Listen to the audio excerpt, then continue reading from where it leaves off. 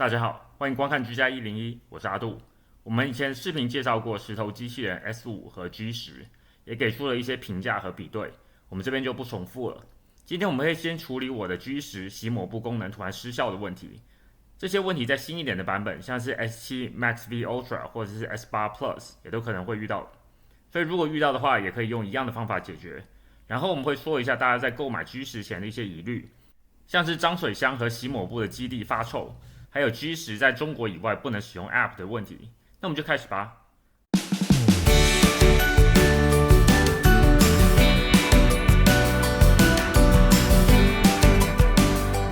首先，我们先说一下 S5 和 G10 的主要差别，也就是洗抹布的功能。S5 你需要经常更换以及清洗抹布 ，G10 你有一个基地可以自动清洗抹布，但这还是有些问题，因为基地和脏水箱会臭，所以如果不经常清洗，抹布就会开始臭，而且倒脏水时，这个水非常的臭。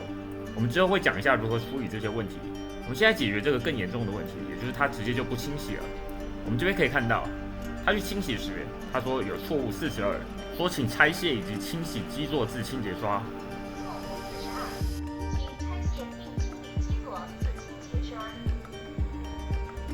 在经过一系列清洁之后，像是拆下基座滚刷，还有用牙刷刷过基座，然后清洗过滤网之后，它还是有一样的问题。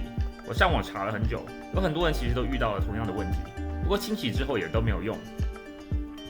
错误42，请拆卸并清理基座自清洁刷。最后都退回原厂了。我在美国，所以我根本就没办法退货。就在我快要放弃的时候，我尝试了这个方法，然后它解决了问题。这个基座的刷子是有滑轨的，我把它来回移动一下，然后把它换了一个位置。它原来通常会停在中间偏右的地方，我把它直接推到最右边。这个机械部件还是有一些阻力的，所以我一开始以为我不能推动它，不过我后来用力一点推就推动了。之后我重新让机器人回去洗抹布，它就没有再出现错误42的问题了。接下来我们来说说其他两个大家最常问的问题。第一个是手机 App 的问题，因为 G10 并没有在中国以外的版本，所以它的 App 并没有支持海外地区，很多人怕买了之后不能用。这边我们来说说需要哪些条件。第一，你需要一支不用的手机。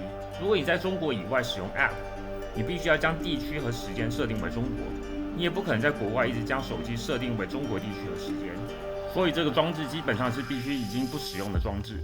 第二是你需要中国的 SIM 卡跟电话号码，不过电话号码应该是一开始工作就行了，反正我现在号码已经不工作了，但是也没有问题。第三，你是必须要安装 Roborock 的 App 的，有人是说必须安装中国版的石头机器人 App， 不过我的英文版 Roborock 的 App 并没有问题。最后是要记得不要更新软件和固件，更新的话 App 就会失效，所以千万要记得不要按错了。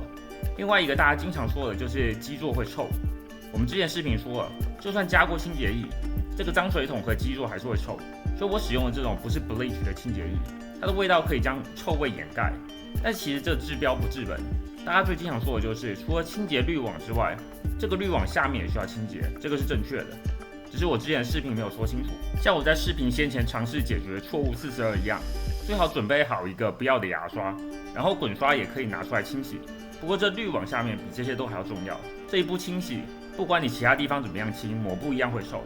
再来是脏水桶，脏水桶用了一阵子之后，里面会有很多冲不掉的残渣，它们沉淀在里面会让下次的脏水桶更臭。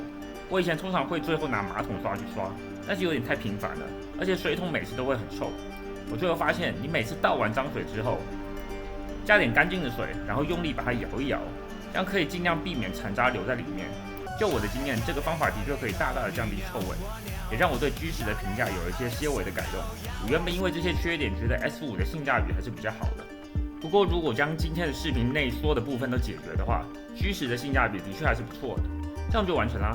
如果您觉得视频有帮助，请按赞、订阅并开启小铃铛，我会尽量更新各种居家建议，希望对大家有帮助。非常感谢，谢谢收看。居家101内容主要分为维修、维护、安装、升级、清洁以及产品使用的心得。希望各位以最少的经费来达到最高的生活品质。各位用不到这些技能自然是最好，但是如果遇到，希望视频能对你有帮助。谢谢。